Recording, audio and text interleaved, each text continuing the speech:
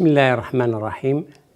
الحمد لله والصلاة والسلام على رسول الله وعلى آله وصحبه ومن تبع هداه. هذه الكلمة جات مباشرة من بعد التدخل ديال السيد رئيس الحكومة البارحة الثلاثاء في مجلس المستشارين خلال حصة الأسئلة الشهرية. طبيعة الحال الموضوع اللي كان هو موضوع الاقتصاد الوطني ومجموعة من الأرقام اللي هي غادي نرجعوا لها في وقت آخر، ولكن الذي أثارنا في الحزب أساسا هو التدخل ديال السيد رئيس الحكومة بخصوص أيت بوقماس، بحيث أولا الكلام فيه تهديد لرئيس جماعة، هذا واحد الشاب ناجح منتخب ديمقراطيا للولاية الثانية، وهذا الشاب ينبغي للوطن أن يعتز به لأنه شاب عنده خطاب سياسي راقي، خطاب سياسي وطني، وملتحم بهذيك الساكنة تيثقوا فيه وتيثق فيهم، وربما هذا الذي غاض رئيس الحكومة. هذه النقطة الأولى. ثم ثانيا السيد رئيس الحكومة بطبيعة الحال أنا غادي نقول بعض الملاحظات على الكلمة ديالو، ولكن جات يقول هذا الشيء اللي وقع في أيت بوقماز فيه الاستغلال السياسي وهذا غير معقول، وكذلك غنرجعوا لهذه القضية.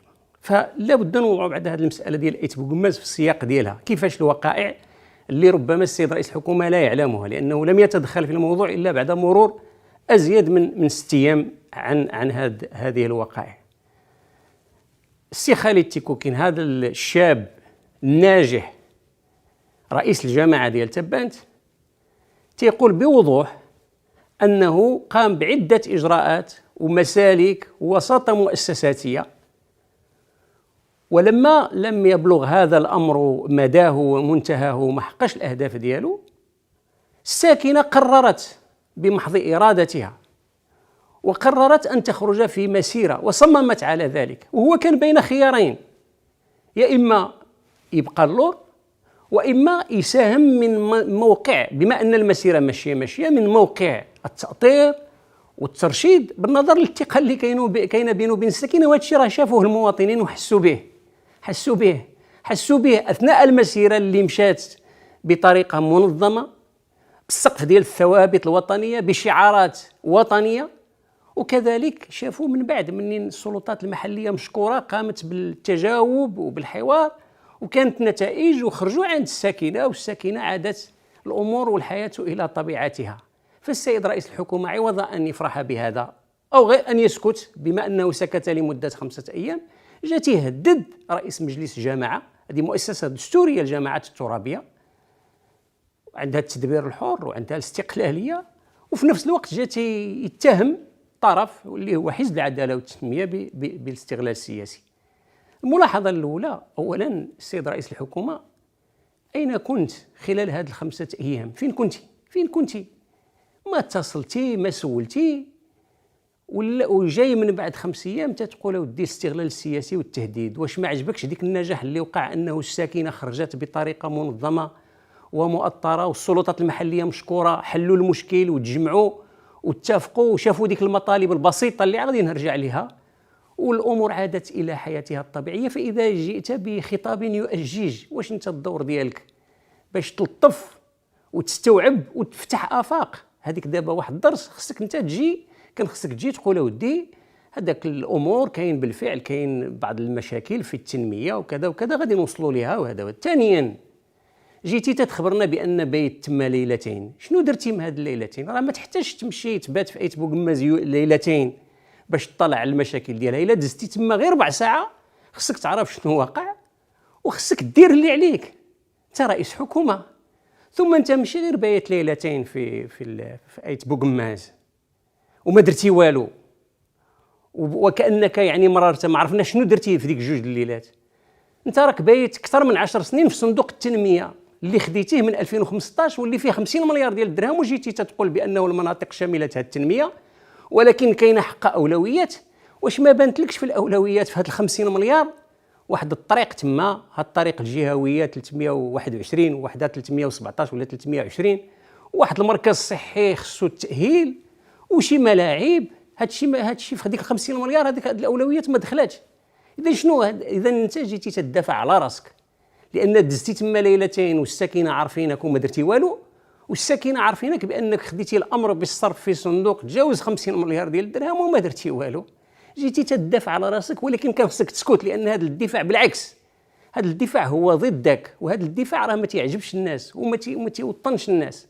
حنا الدور ديالنا هو نرشد. الحزب العداله والتنميه كان دائما يسولوا الجميع، يسولوا السلطات المحليه والسلطات الجهويه والسلطات المركزيه شنو هما المنتخبين، الادوار ديال المنتخبين ديال العداله والتنميه، كيفاش دائما في الترشيد، ما عمرهم تيكونوا هما في التاجيج، دائما في الترشيد وفي الامتصاص ديال الغضب وفي الوساطه وفي دائما. وخلينيش نذكرك ب 2011 اللي انت ما عرفناك فين كنتي كاع، اللي جاي دابا تتقول لنا الاستغلال السياسي.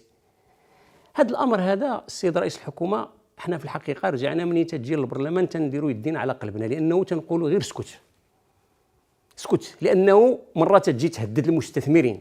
انا تنعرف الثلثين وراه الا تبقيتي وتابعناهم راه ما غيكون والو.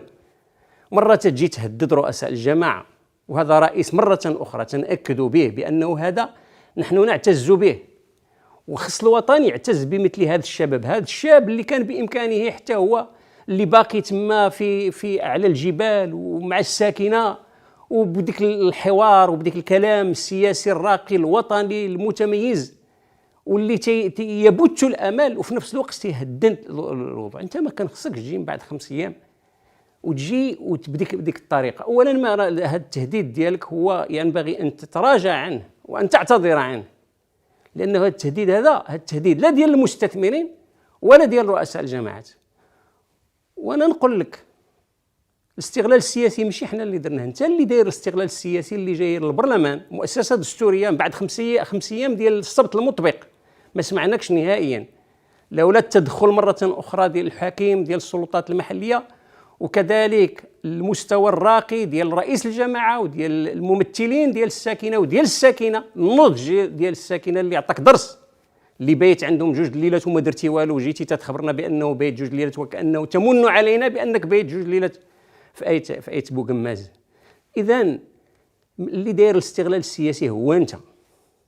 وانا نقول لك هذا ماشي استغلال سياسي، هذا جبن سياسي، اللي من بعد 5 ايام عاد جاي تتكلم في موضوع اللي كان خصو يشغلك داك الساعات، الليله ديال الاربعاء ونهار الخميس.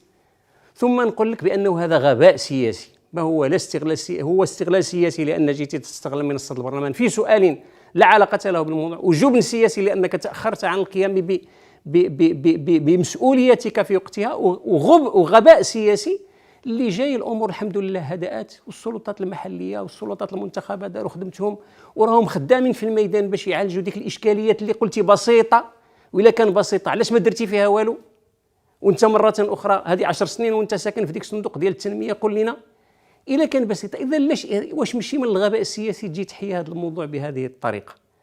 والمساله الاخيره والرساله الاخيره اللي نقول لك، اولا هذه القضيه ديال التهديد اللي رجعتي تديرها، بغينا نعرفوا غير شنو رجعتي تتحسب في راسك. انت رئيس حكومه مؤطر بالدستور وكاين رابط المسؤوليه والمحاسبه، وخصك تعرف هذه البلاد شنو هي. هذه البلاد ما تبقاش تهدد فيها ويسحبك، انت غدا تبات ما تصبح، بحيث لانه انت مرتبط بواحد التعيين ديال جلاله الملك.